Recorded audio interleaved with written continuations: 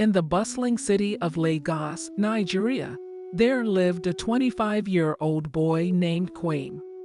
He was full of dreams, hoping for a better life far away from the struggles he faced at home. Kwame had always heard stories of people moving to Europe, finding good jobs, and living in beautiful cities. He wished to be one of those people, to help his family and make his mother proud.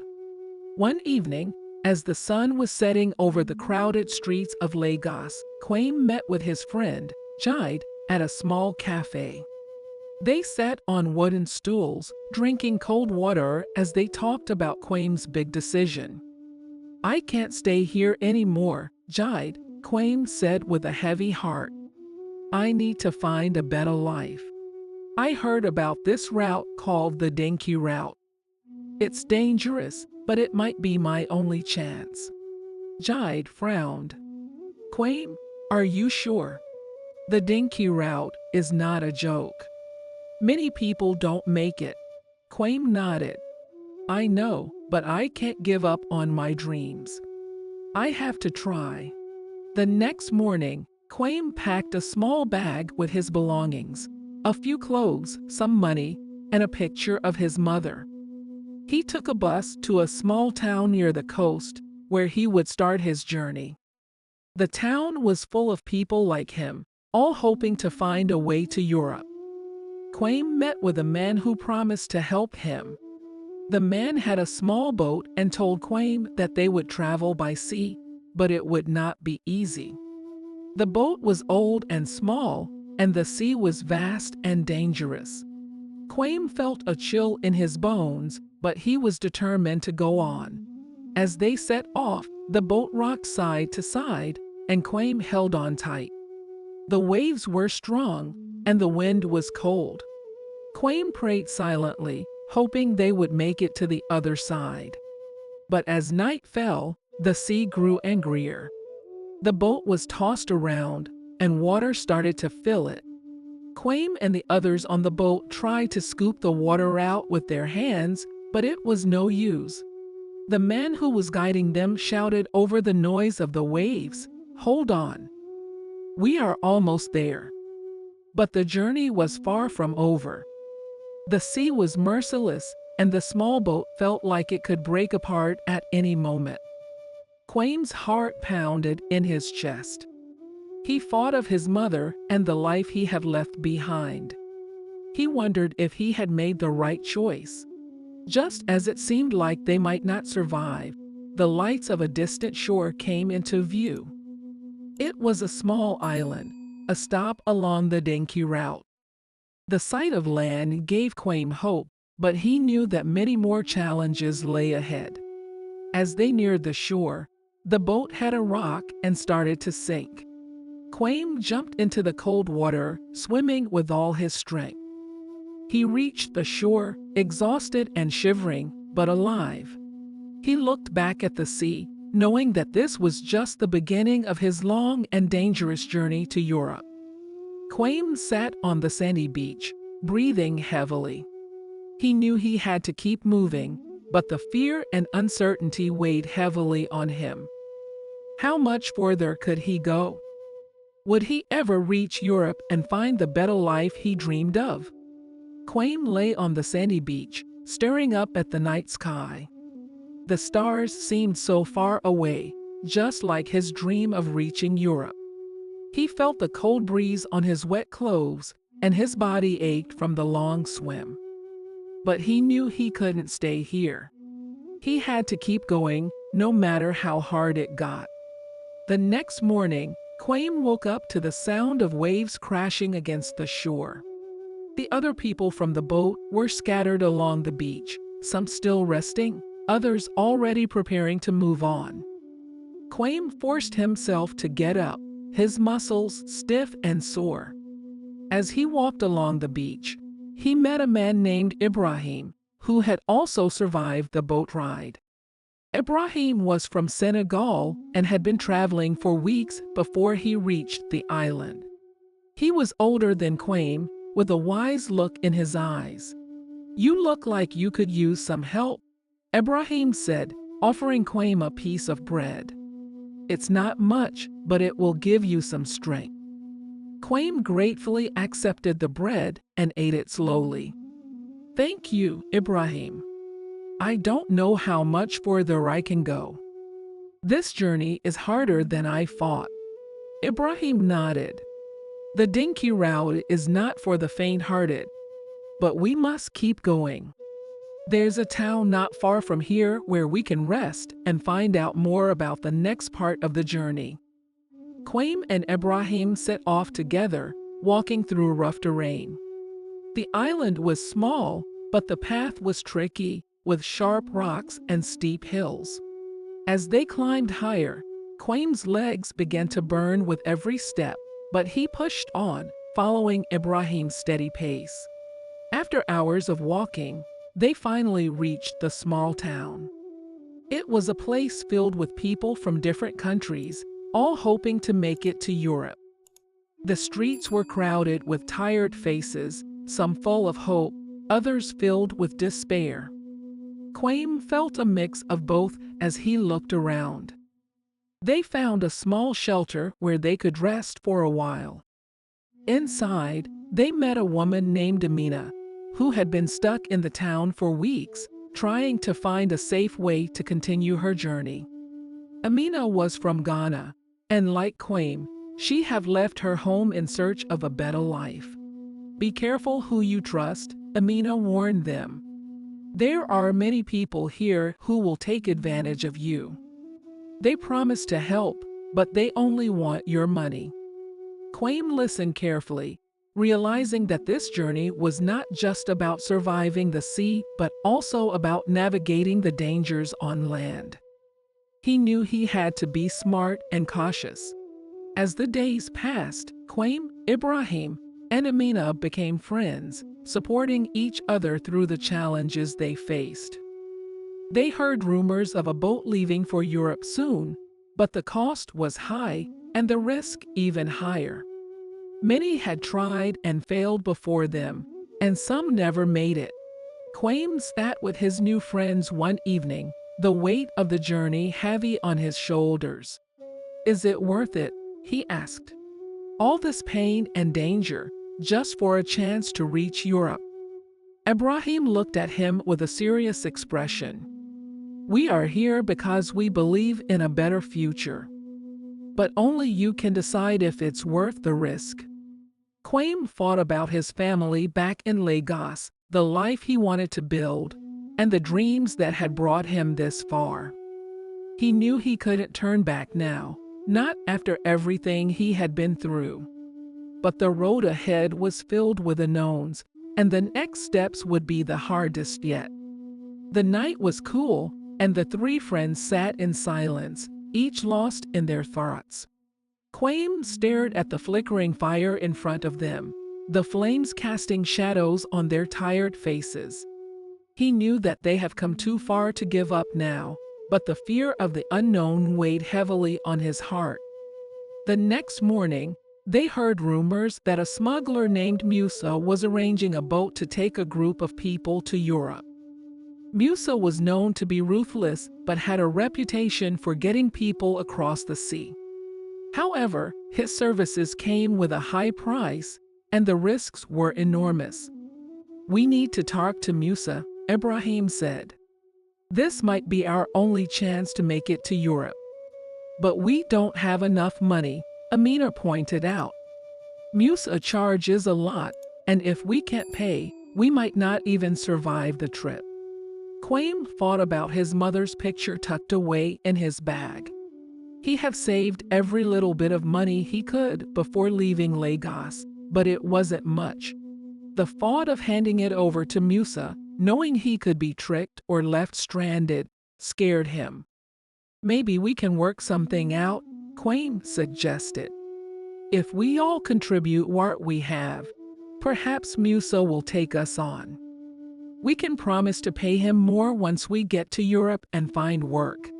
The three of them decided to find Musa and see if they could negotiate. They made their way through the crowded streets, asking around until they finally found him in a rundown building near the edge of the town.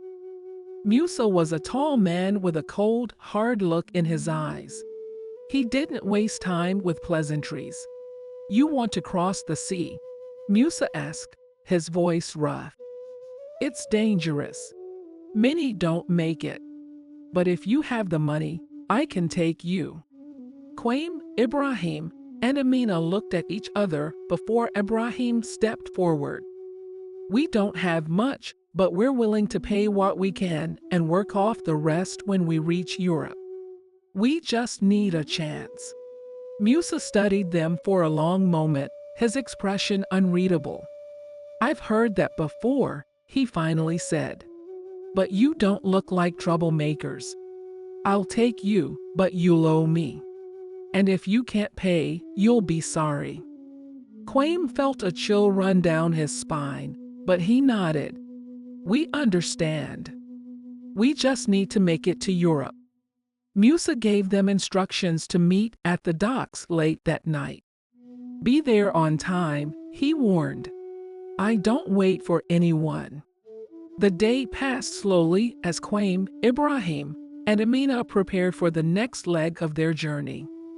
Kwame couldn't shake the feeling of unease that had settled in his chest. He knew that crossing the sea again would be dangerous, but this time, the stakes were even higher.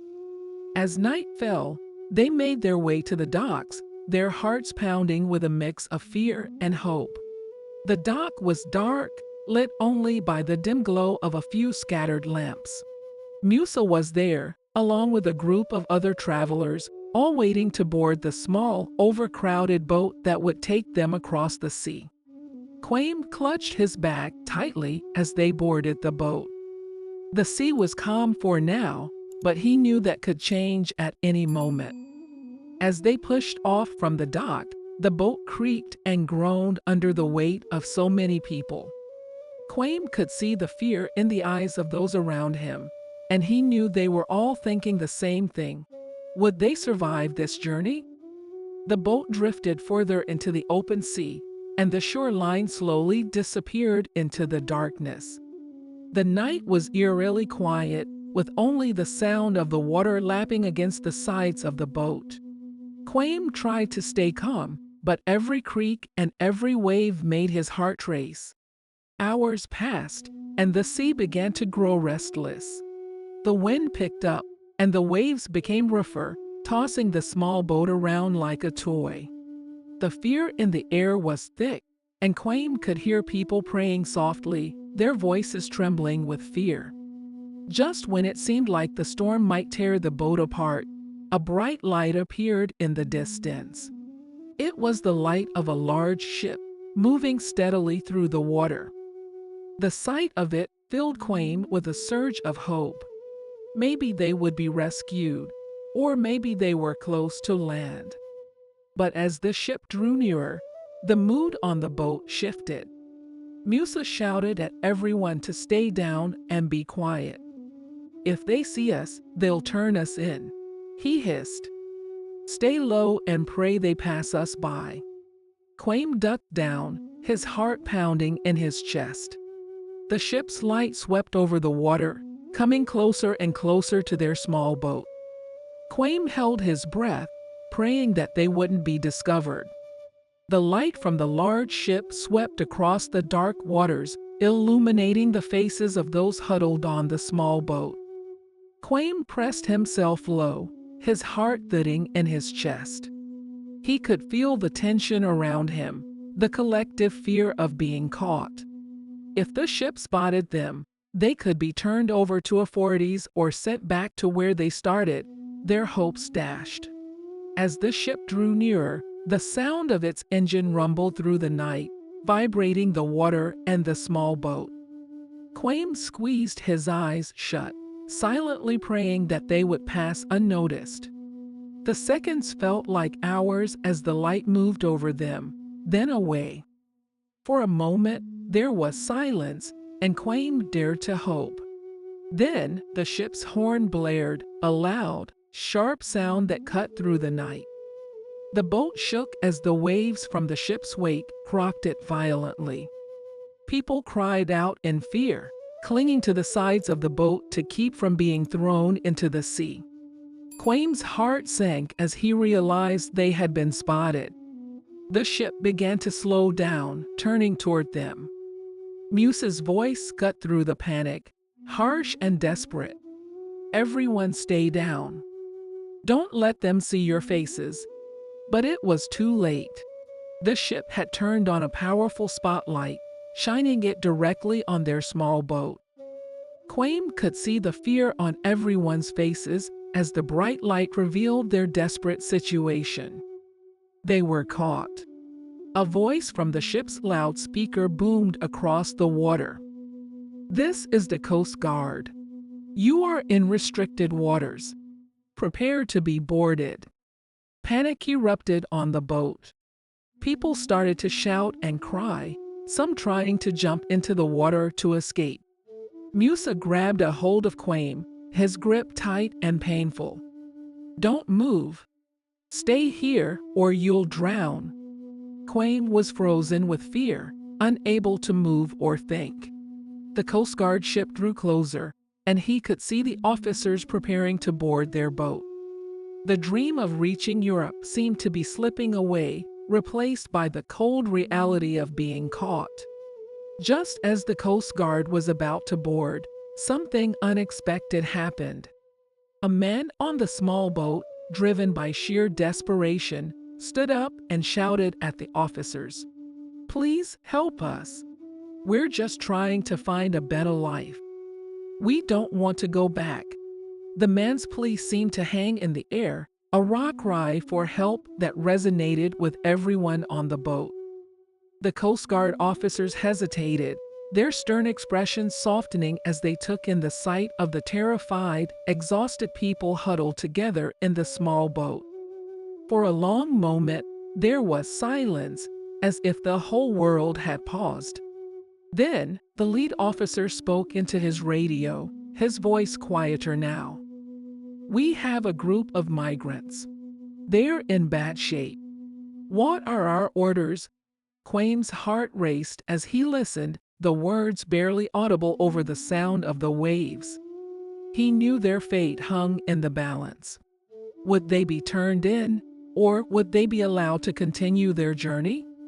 After what felt like an eternity, the officer received a response.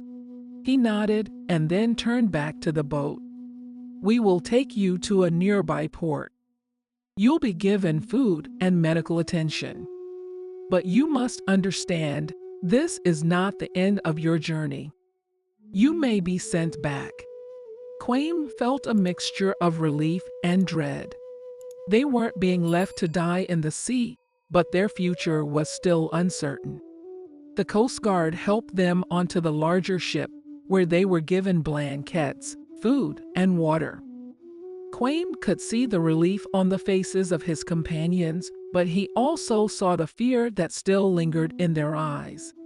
As they sat together on the deck of the ship, Kwame looked out at the vast, dark sea. The journey had taken them so far, yet they were still so far from their dreams. The road ahead was unclear, and the risks were greater than ever. But Kwame knew that no matter what happened next, he couldn't give up. He had to keep fighting for a better future, for himself, for his family, and for all the others who had risked everything for the same dream. As the Coast Guard ship sailed through the dark waters, Kwame sat quietly, wrapped in a thin blanket. The cold air bit at his skin, but it was the uncertainty of what lay ahead that chilled him the most. Around him, the other migrants huddled together, sharing whispered conversations. Their face is a mix of relief and worry. Ibraim and Amina sat close to Kwame, their expressions somber. Amina held a small cup of water in her hands, sipping it slowly. "I wonder where they're taking us," she said softly, her voice barely above a whisper. "I don't know," Ibraim replied, his eyes fixed on the horizon. "But wherever it is, we have to be ready. We can't lose hope now." Kwame nodded, though he couldn't shake the gnawing fear in his stomach. The officer's words echoed in his mind. You may be sent back. The thought of returning to Lagos, empty-handed and defeated, weighed heavily on him. How could he face his family after everything he had risked? The hours passed slowly, and the first light of dawn began to creep over the horizon. As the sun rose, Kwame could see a distant shoreline coming into view. The Coast Guard ship was heading toward a small port nestled between rocky cliffs. The sight of land brought a mix of emotions, relief that they had made it this far, but also fear of what awaited them. As the ship docked, the migrants were led off in small groups. Kwame, Ibraim, and Amina stayed close together, unsure of what to expect.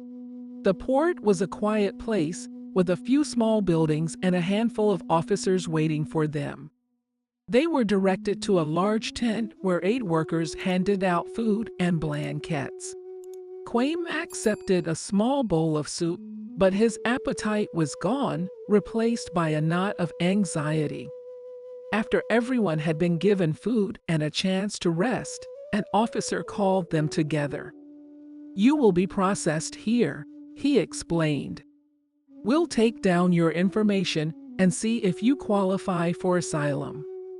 But be prepared, you may be returned to your home country if your claim is not accepted. Kwame felt a surge of panic. He had heard stories of people being deported, their dreams crushed. He knew the odds were against them, but he also knew he couldn't give up. This was his one chance to build a better life, and he had to take it. The process was long and grueling. One by one, the migrants were called into small rooms where they were asked questions about their journey, their reasons for leaving home, and their hopes for the future. When it was Kwame's turn, he walked into the room with his heart pounding in his chest. The officer who interviewed him was a middle-aged man with a kind face, but his eyes were tired, as if he had heard too many stories like Kwame's. Tell me why you left Nigeria, the officer said, his voice gentle but firm. Kwame took a deep breath, trying to find the right words. I left because I wanted to find a better life, he began. In Lagos, there is so much poverty and hardship. My family struggles every day just to survive. I wanted to find work, to send money back home, to give my mother and siblings a chance at a better future. I know it's dangerous, but I had to try. I had to give them hope. The officer listened carefully, nodding occasionally as Kwame spoke. When Kwame finished, the officer sighed and looked down at his notes. I understand why you took this journey, he said, but the path ahead is uncertain. Many people are trying to come to Europe, and not everyone is granted asylum. We'll do what we can to help you, but I need you to be prepared for any outcome. Kwame nodded, his throat tight with emotion. Thank you, he whispered, though the words felt hollow. He had poured his heart out, but he knew that his future was now in the hands of others. After the interview, Kwame rejoined Ibraim and Amina, who had both been through similar questioning. They sat together in silence, the weight of their uncertain future pressing down on them. The port, though peaceful, felt like a place of limbo, a waiting room where their dreams hung in the balance. As the day turned to evening, the migrants were shown to a temporary shelter where they could rest. Kwame lay on a thin mattress, staring up at the ceiling. His mind raced with thoughts of what might happen next. Would he be allowed to stay in Europe? Would he be sent back to Lagos, his dreams shattered? The days ahead would be the most difficult yet, filled with more waiting, more uncertainty. But Kwame knew he had to stay strong. He had come this far, and he couldn't turn back now. No matter what happened, he had to keep fighting for his dream, for a better life, for his family, and for the hope that had brought him across the sea. Kwame spent the next few days in the temporary shelter, surrounded by others who shared the same hopes and fears. The uncertainty was overwhelming. Each day felt like a test of patience, with no clear answers about their future. The only thing they could do was wait. During this time, Kwame grew closer to Ibraim and Amina. They supported each other, sharing stories of home and dreams of what they might find in Europe. But as the days dragged on, the fear of being sent back became a constant shadow over their conversations. One morning, an officer entered the shelter and began calling out names. The air was thick with tension as each person stepped forward, wondering if they would receive good news or if their journey would come to an abrupt end. Kwame's heart pounded in his chest as he waited for his name to be called. Finally, the officer called out, "Kwame Adeyemi." Kwame stood up, his legs trembling as he walked to the front. The officer handed him a piece of paper and looked at him with a serious expression. "You've been granted temporary asylum," the officer said. "You'll be allowed to stay in Europe for now, but you'll need to prove that you can support yourself and that you have a valid reason to remain here." Kwame stared at the paper in his hands, hardly believing what he was hearing. He had been granted a chance, a small one, but a chance nonetheless. The relief washed over him like a wave, but it was mixed with the realization that the road ahead was still uncertain. This was only the beginning of a new chapter in his journey. As Kwame turned to rejoin Ibraim and Amina, he saw the worry on their faces. He couldn't celebrate fully until he knew their fate. The officer continued calling out names, and after what felt like an eternity, Ibraim and Amina were called up as well. Both received similar news. They, too, had been granted temporary asylum. The three friends embraced, tears of relief and joy streaming down their faces. For the first time in what felt like ages, they allowed themselves to believe that their dream might actually come true. The next few weeks were a whirlwind of paperwork, meetings, and preparations for the next phase of their lives. Kwame, Ibraim, and Amina were sent to a larger city in Europe, where they would begin the process of building a new life. The city was a stark contrast to the bustling streets of Lagos. It was cold and unfamiliar, but it was also a place of opportunity. Kwame found work in a small restaurant, washing dishes and cleaning tables. The job was hard and the pay was low, but it was a start. He sent his first paycheck home to his mother, along with a letter telling her that he had made it safely to Europe. He knew it wasn't much, but it was the beginning of fulfilling the promise he had made to her. Ibraim and Amina also found jobs, and the three of them continued to support each other. They navigated the challenges of living in a new country, from learning the language to understanding the culture. It wasn't easy, and there were days when the homesickness and loneliness felt overwhelming.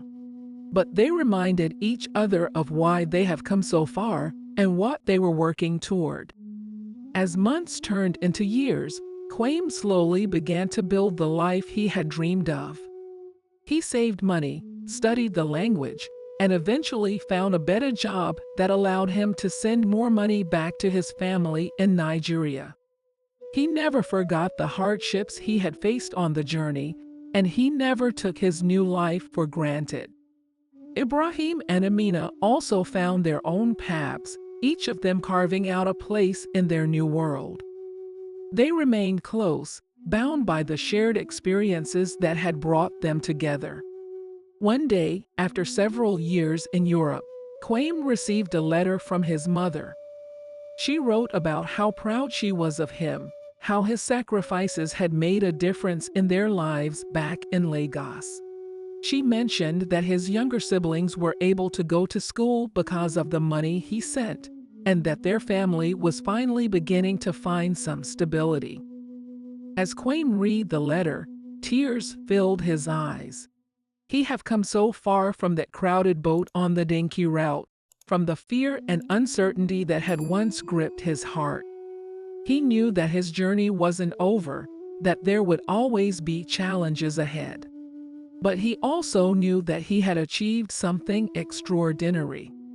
He had taken a chance, faced unimaginable dangers, and forged a new life not just for himself, but for his family as well.